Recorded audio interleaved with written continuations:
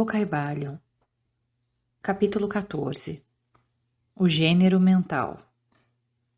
Os estudantes de psicologia que seguiram o modo moderno de pensar a respeito dos fenômenos mentais ficaram surpreendidos pela persistência da dupla ideia mental que se tem manifestado tão fortemente durante os 10 anos passados do último meio século, e que deu origem a um grande número de teorias plausíveis a respeito da natureza e constituição destas duas mentes.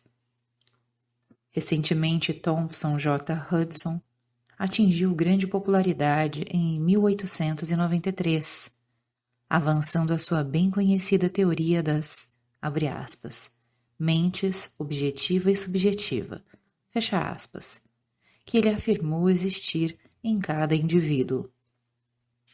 Outros escritores atraíram também a atenção pelas teorias sobre as, abre aspas, mentes consciente e subconsciente, fecha aspas, abre aspas, mentes voluntária e involuntária, fecha aspas, abre aspas, mentes ativa e passiva, fecha aspas, etc, etc.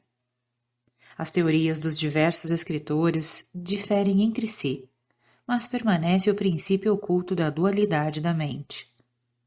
O estudante de filosofia hermética tem provocação de riso quando lê e ouve qualquer coisa destas novas teorias a respeito da dualidade da mente. Cada escola aderindo tenazmente à sua própria teoria favorita e clamando ter descoberto a verdade. O estudante volta para trás às páginas da história oculta e nos primeiros elementos dos preceitos ocultos encontra referências à antiga doutrina hermética do princípio de gênero no plano mental, a manifestação do gênero mental. E examinando mais, ele conclui que a antiga filosofia tinha conhecimento dos fenômenos da mente dual e deu conta disto pela teoria do gênero mental. Esta ideia de gênero mental pode ser explicada em poucas palavras aos estudantes que estão familiarizados com as modernas teorias há pouco aludidos. O princípio masculino da mente corresponde à chamada mente objetiva, mente consciente, mente voluntária, mente ativa, etc. E o princípio feminino da mente corresponde à chamada mente subjetiva, mente subconsciente, mente involuntária, mente passiva, etc. Certamente que os preceitos herméticos não concordam com as diversas teorias modernas sobre a natureza das duas fases da mente, nem admitem muitos fatos considerados como sendo respectivamente dos dois aspectos, porque muitas teorias e afirmações são alambicadas e incapazes de resistir ao toque da experiência e da demonstração. Apontamos as fases de concordância simplesmente para o fim de ajudar o estudante a assimilar os seus conhecimentos já adquiridos com os preceitos da filosofia hermética. Os estudantes de Hudson encontrarão no princípio do seu segundo capítulo, abre aspas, da lei dos pensamentos psíquicos, fecha aspas, a proposição que, abre aspas, a mística algarávia dos filósofos herméticos desenvolve a mesma ideia, fecha aspas, isto é, a dualidade da mente.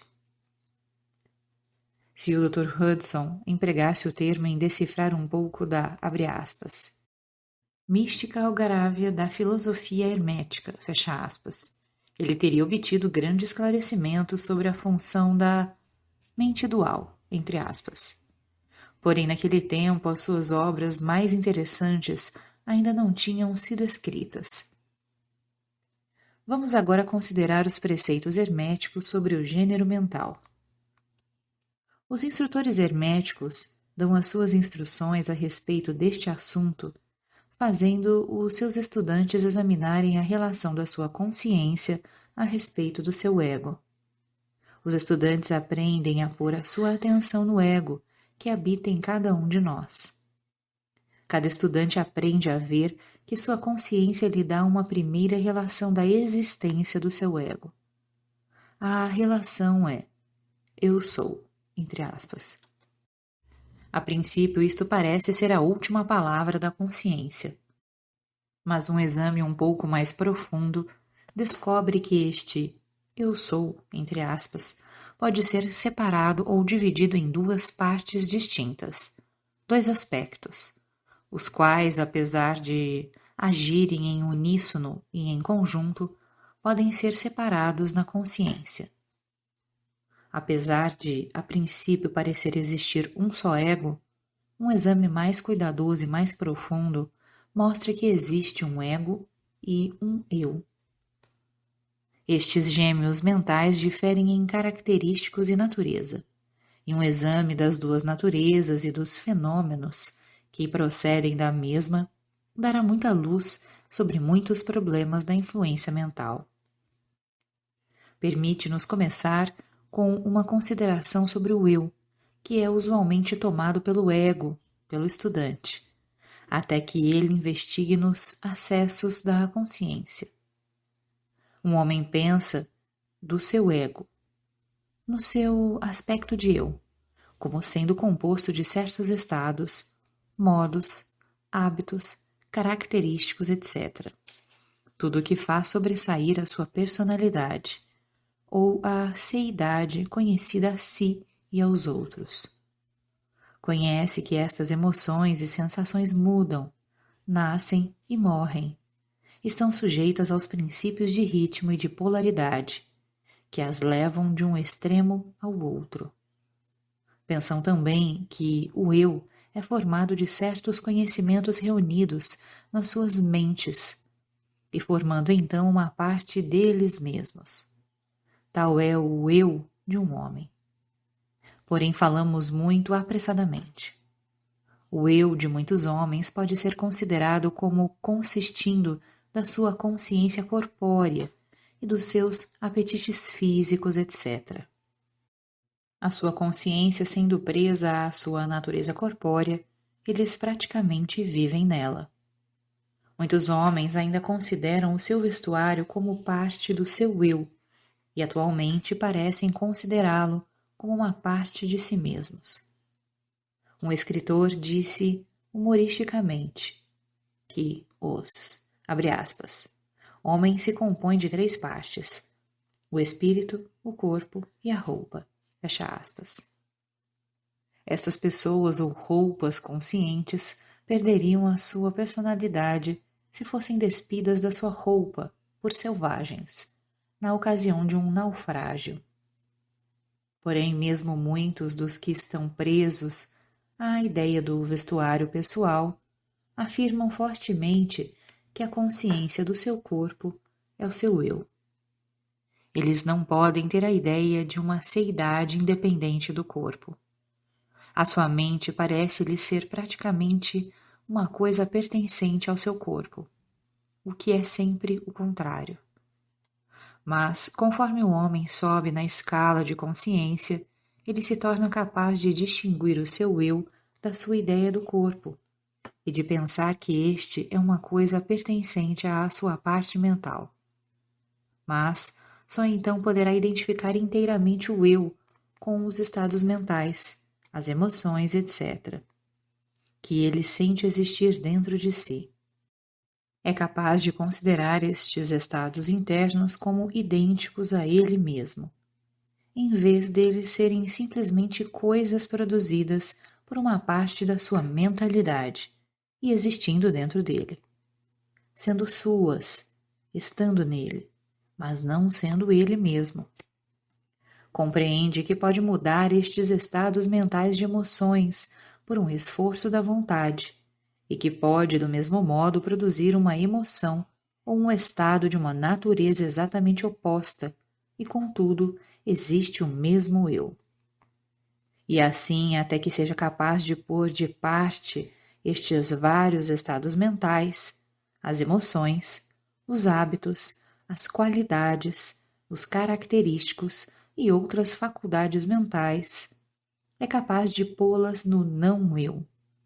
coleção de curiosidade e embaraços, como uma posse de valor.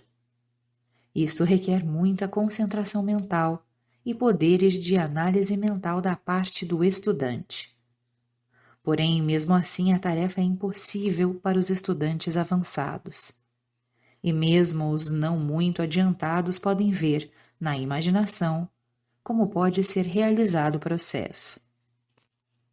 Depois que o processo de pôr de parte for executado, o estudante pôr-se-á em posse consciente de uma seidade, que pode ser considerado nos seus dois aspectos de eu e ego. O eu será considerado como sendo uma coisa mental, em que os pensamentos, as ideias, as emoções, as sensações e outras condições mentais são produzidas. Pode ser considerado como a matriz mental, como o disseram os antigos, capaz de fazer a geração mental. Manifesta-se a consciência como um ego feminino com poderes latentes de criação e geração das progênies mentais de todas as espécies e reinos. Sente-se que as suas forças de energia criativa são enormes. Contudo, parece ser consciente que ele recebe muitas formas de energias do seu ego companheiro ou de outro ego, quando é capaz de dar existência às criações mentais. Esta consciência traz consigo a realização de uma enorme capacidade para a operação mental e a habilidade criativa.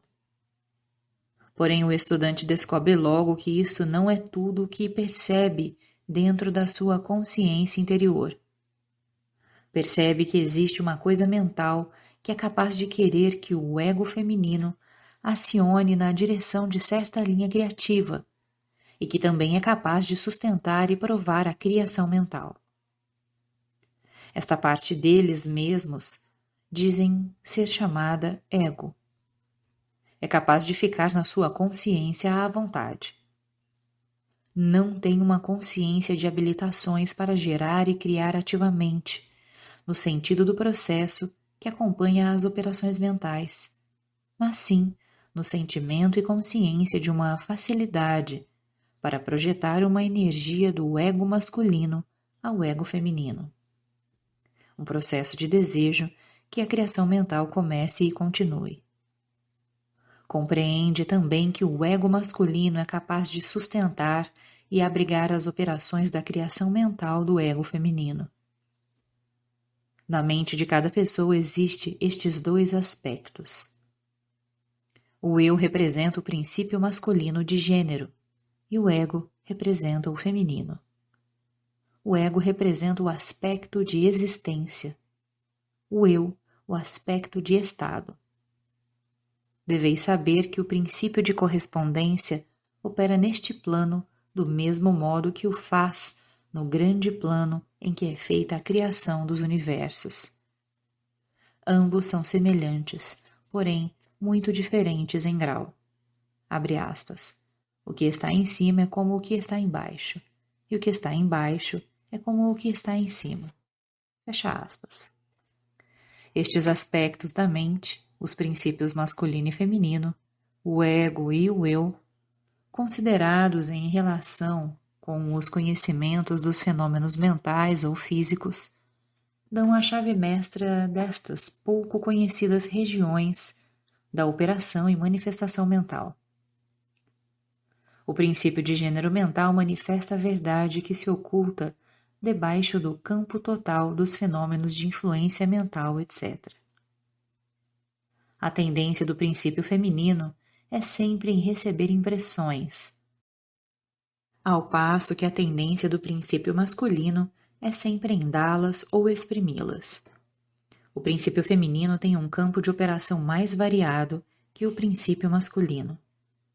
O princípio feminino dirige a obra da geração de novos pensamentos, conceitos, ideias, incluindo a obra da imaginação.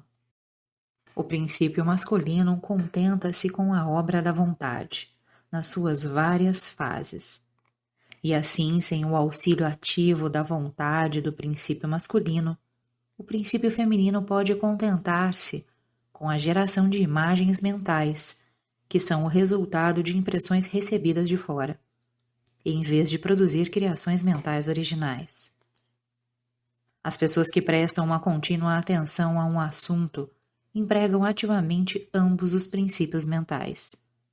O feminino na obra da ativa geração mental e a vontade masculina na estimulação e fortificação da porção criativa da mente. A maioria das pessoas empregam realmente o princípio masculino, mas pouco, e contentam-se com viver de acordo com os pensamentos e as ideias insinuadas no eu pelo ego das outras mentes. Porém, o nosso propósito não é demorarmos-nos na consideração desta fase do assunto, que pode ser estudada num bom livro de psicologia, com a chave que nós vos demos sobre o gênero mental. O estudante dos fenômenos psíquicos está ciente dos admiráveis fenômenos classificados sob o título de telepatia, transmissão de pensamento, influência mental, sugestão, hipnotismo, etc. Muitos procuraram para uma explicação destas várias fases de fenômenos as teorias dos diversos instrutores da mente dupla. Em certa medida estão certos, porque há claramente uma manifestação de duas fases distintas da atividade mental. Porém, se esses estudantes considerarem estas mentes duplas à luz dos preceitos herméticos a respeito das vibrações e do gênero mental, compreenderão que têm na mão a chave com que tanto esforço procuravam. Nos fenômenos de telepatia, vê-se como a energia vibratória do princípio masculino é projetada para o princípio feminino de outra pessoa, e este toma o pensamento semente e o desenvolve até a madureza.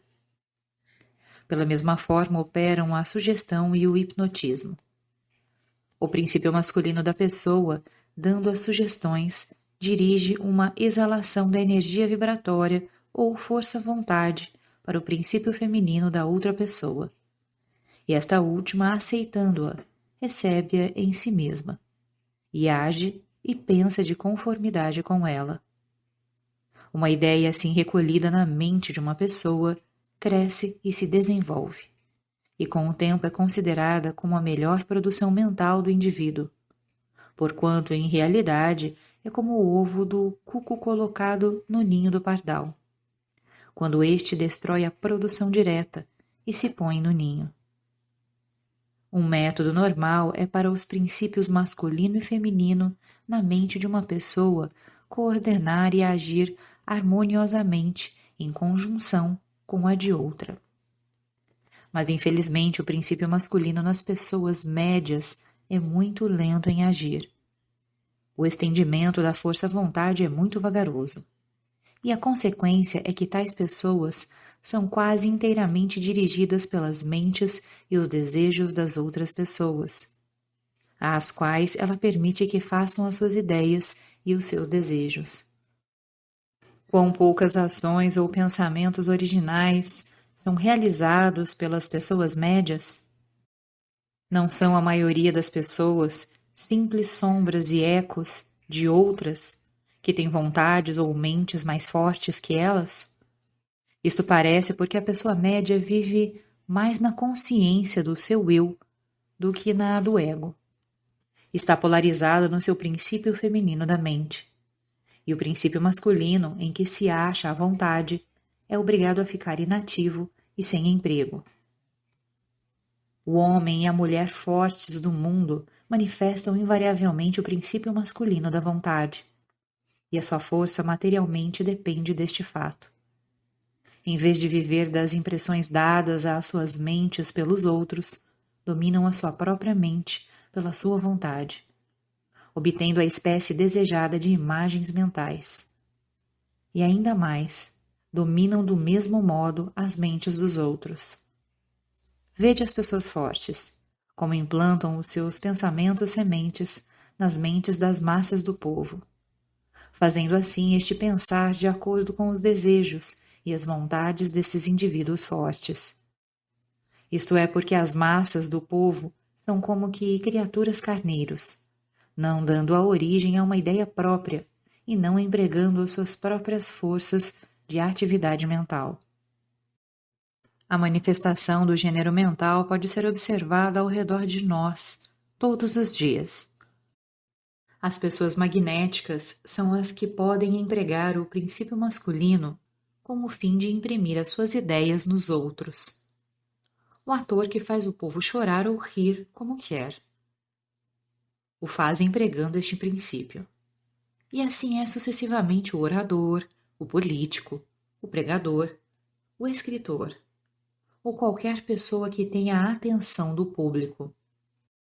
A influência particular exercida por algumas pessoas sobre outras é devida à manifestação do gênero mental, na direção da linha vibratória acima indicada. Neste princípio acha-se oculto o segredo do magnetismo pessoal, da influência pessoal, da fascinação, etc. Assim como os fenômenos geralmente agrupados sob o nome de hipnotismo. O estudante que familiarizou-se com os fenômenos, geralmente chamados psíquicos, poderá descobrir a importante parte tomada nos ditos fenômenos, por esta força que a ciência denominou sugestão, termo pelo qual se quer significar o processo ou método pelo qual uma ideia é transmitida à mente de outro, fazendo a segunda mente agir de acordo com ela. Uma exata compreensão da sugestão é necessária para se compreender com inteligência os variados fenômenos psíquicos que a sugestão encobre. Porém, o conhecimento da vibração e do gênero mental é ainda mais necessário para o estudante da sugestão. Porque todo o princípio da sugestão depende do princípio de gênero mental e de vibração.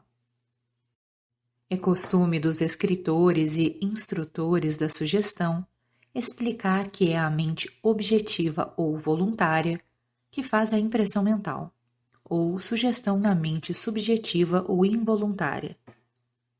Porém, não descrevem o processo ou não nos dão uma analogia na natureza pela qual possamos compreender melhor a ideia. Mas, se quiserdes raciocinar sobre o assunto à luz dos preceitos herméticos, sereis capaz de ver que o fortalecimento do princípio feminino pela energia vibratória do princípio masculino está em concordância com as leis universais da natureza, e que o universo natural oferece inúmeras analogias, pelas quais o princípio pode ser compreendido.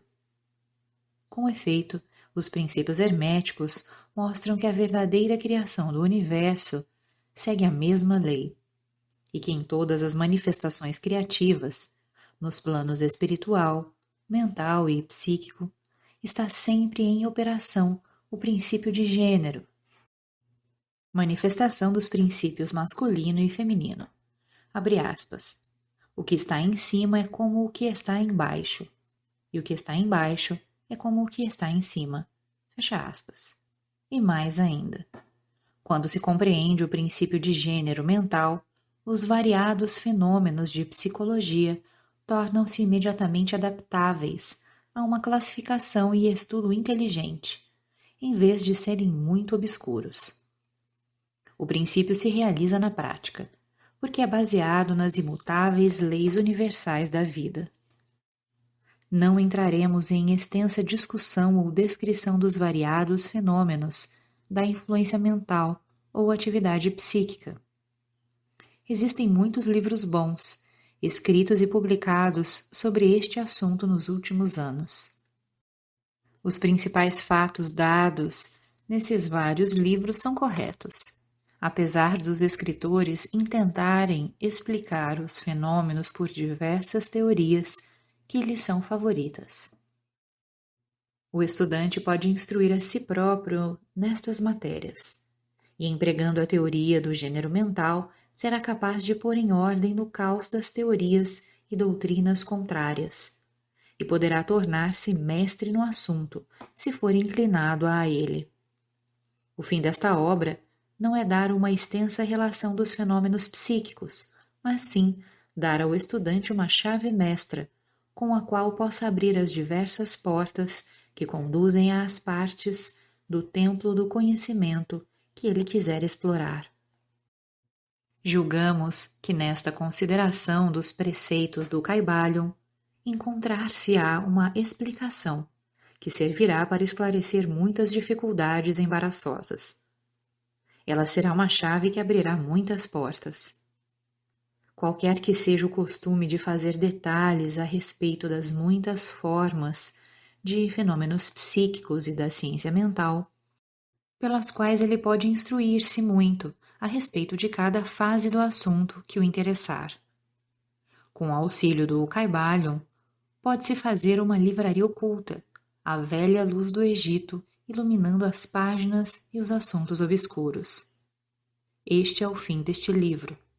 Não queremos expor uma nova filosofia, mas sim fornecer o bosquejo de um grande preceito do mundo antigo, que poderá esclarecer as doutrinas de outros, que servirá de grande reconciliador das diferentes teorias e doutrinas opostas.